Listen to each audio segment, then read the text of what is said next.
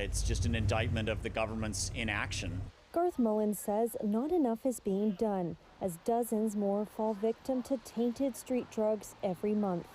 In August, another 147 deaths province-wide, many of them in private homes far outside the downtown east side. Places like Hope and Lillooet have higher per capita deaths than the urban centers. We've just been losing people for years and years now. We look at the drug supply right now, it's almost double in toxicity of what we were seeing before. Mullins says the overdose crisis should be top of mind, but isn't getting the attention it deserves on the campaign trail. All the leaders did address the crisis when prompted by media.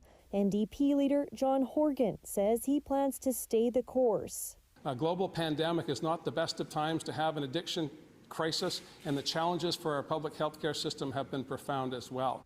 Continuing with a minister assigned to mental health and addictions and lobbying federally for the decriminalization of drugs. We don't want to make criminals, we want to help patients.